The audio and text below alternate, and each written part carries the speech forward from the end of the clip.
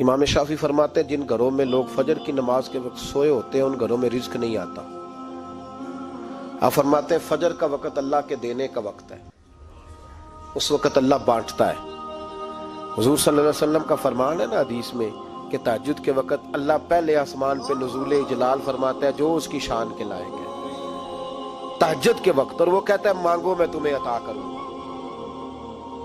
لینے کی باری آئے تو بندہ سمیٹ سماٹ کے اندر گھس جائے۔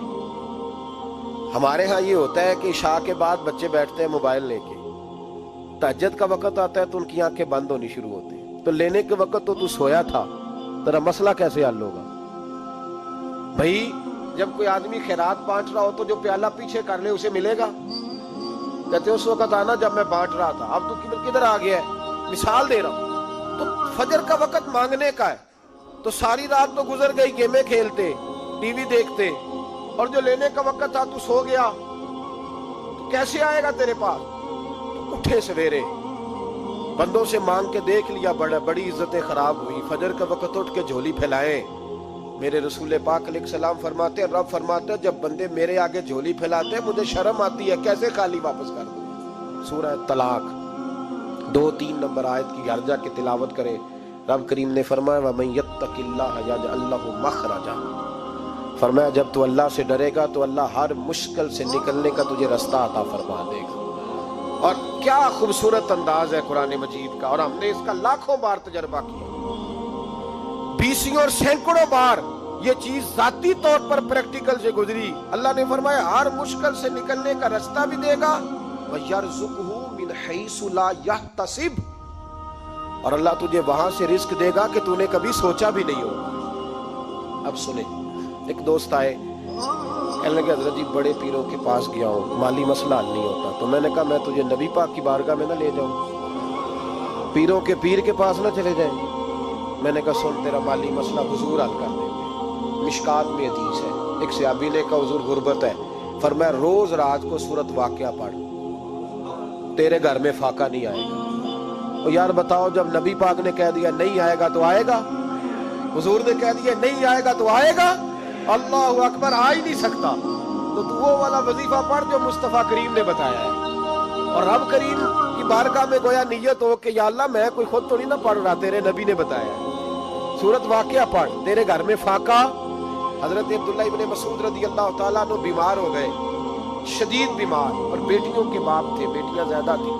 حضرت عثمان غنی رضی اللہ تعالیٰ عنہ کا دور خلافت تھا، جناب عثمان غنی تیمارداری کرنے آئے اور کہنے لگے عبداللہ آپ بڑے بیمار ہیں، ابن مسعود آپ بڑے علیل ہیں، کچھ پیسے نہ بھیج دوں خزانے سے؟ حضرت ابن مسعود کہنے لگے ضرورت نہیں، کہا آپ کی بیٹیاں ہیں کام آئیں گے، تو آپ فرمانے لگے میں نے بیٹیوں کو خزانہ دے دیا ہے۔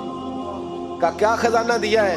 کہنے لگے میں نے اپنی بیٹیوں کو پابند کر لیا ہے، وہ رات کو روز سوتے وقت سورۃ واقعہ پڑھ کے سوتی ہے۔ تو نبی پاک نے کہا فاقہ نہیں آ سکتا تو لہذا میری بیٹیوں پہ کبھی فاقہ نہیں آ سکتا، تو روز یہ تو کہتے ہو داماد جی سے کہ بھئی آپ مہربانی کرو وہ خرچہ بڑھاؤ، بچی بڑی پریشان ہے، تو بچی کو بھی ایک خزانہ دے دو، اس کو بیٹے روز رات کو سورۃ واقعہ پڑھا کر، رات سورۃ واقعہ پڑھے، صبح سورہ ملک پڑھے، دن کے وقت سورۃ بقرہ پڑھے۔ میرے نبی پاک صلی اللہ علیہ وسلم نے فرمایا جس گھر میں سورۃ بقرہ پڑھی جائے جن تو کیا شیطان بھی دوڑ جاتا ہے، تو کوئی جادو اثر کر سکتا ہے؟ تو ان وظیفوں پہ عمل کریں جو نبی پاک صلی اللہ علیہ وسلم نے ہمیں عطا کیے ہیں۔ حضور غوث پاک نے بھی ایک وظیفہ بتایا ہے، وہ بھی بتا دوں آپ کو۔ غوث اعظم رضی اللہ تعالیٰ عنہ کی خدمت میں ایک شخص آیا، اس نے کہا حضور بڑی تجارت کرتا ہوں، کام نہیں چلتا۔ فرمانے لگے اب تو اللہ سے تجارت شروع کر دے۔ کیا مطلب؟ فرمانے لگے 10 کمائے تو ایک اللہ کے رستے میں دے، رب کریم اس کے بدلے میں تجھے 70 عطا فرمائے گا۔